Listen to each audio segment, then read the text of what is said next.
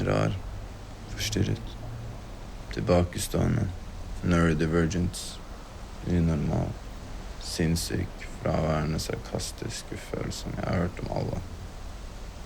Da jeg var liten, så skjønte jeg ikke hva de tingene betydde.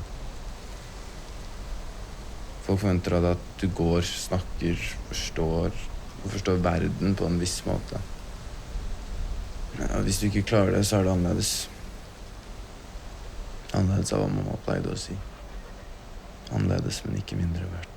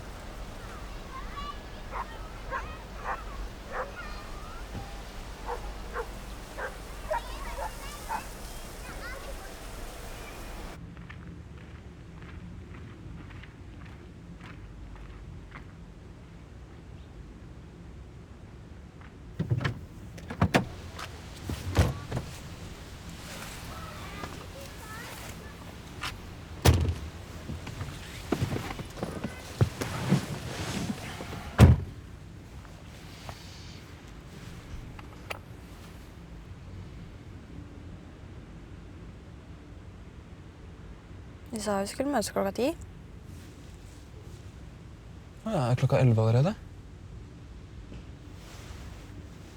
Hva er greia med kjelen? Det er mamma sin aske. Det er mamma sin aske. Jeg hadde det ikke urne på likhuset da, eller?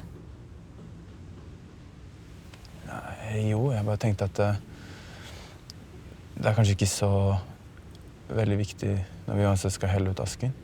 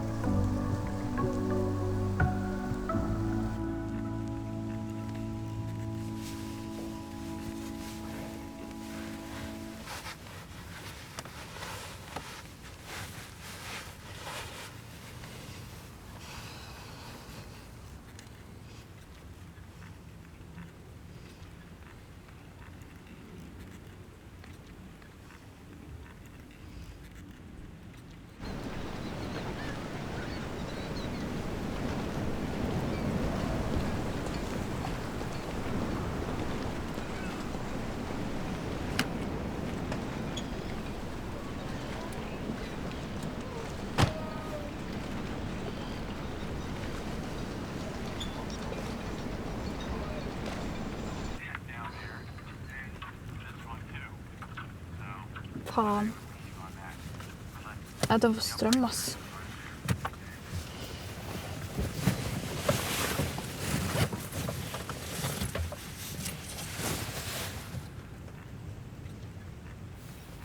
Takk.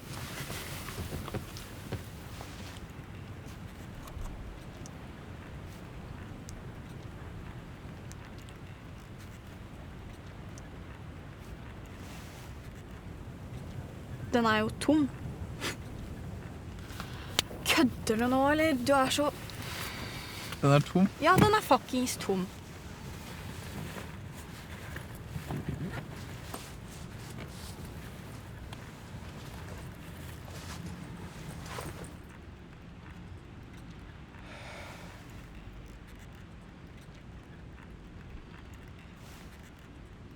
Definitely gonna need some repair.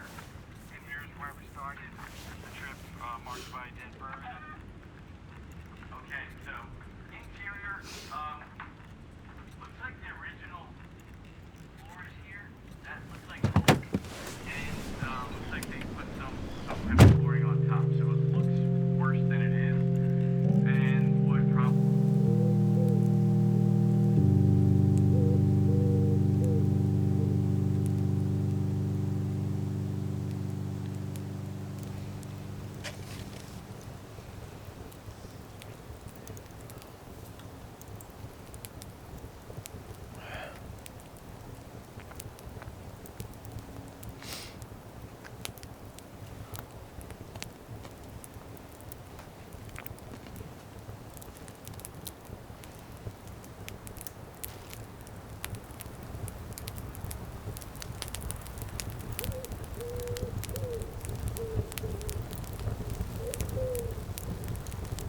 Sykt jo endelig komme seg vekk fra Oslo.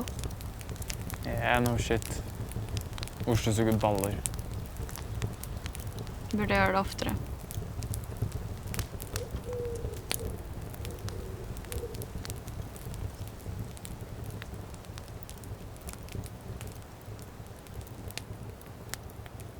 Husker du når mamma og pappa pleide å ta med oss på ferja til Tromsø?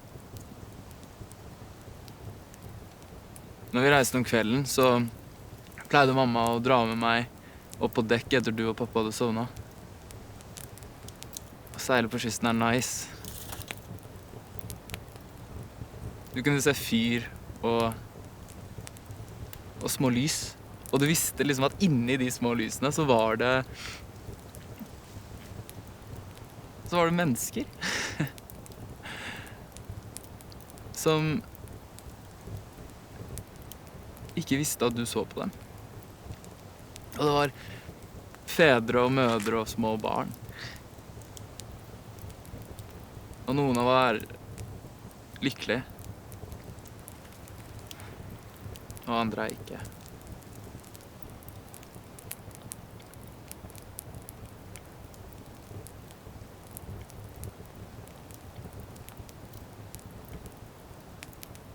Har du noensinne lurt på om det er noen bak stjerna?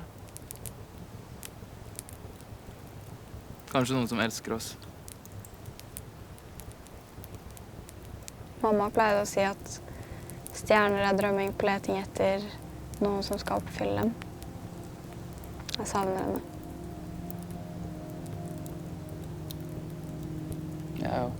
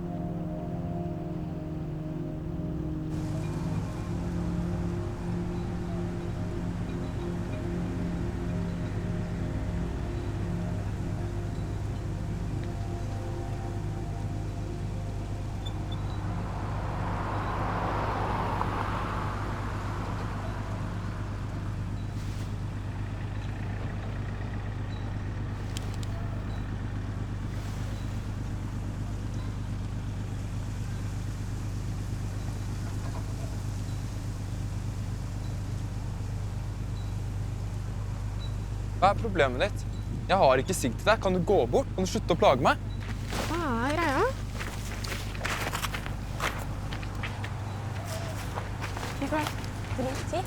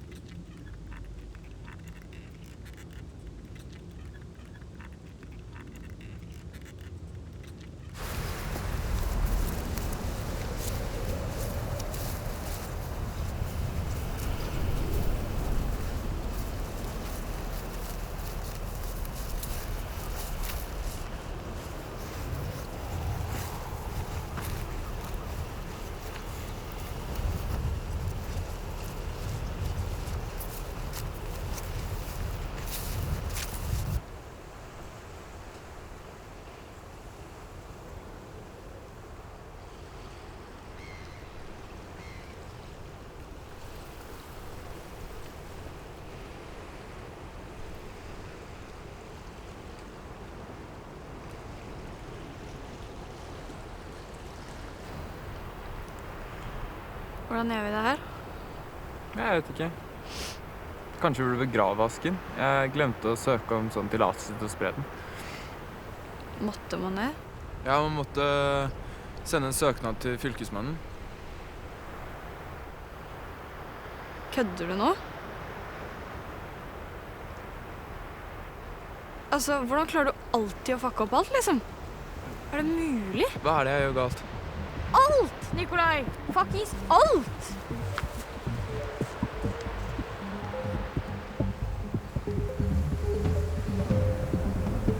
Nikolai! Vent da!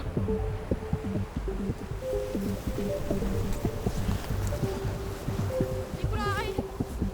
Vent da! Nikolai! Vent da!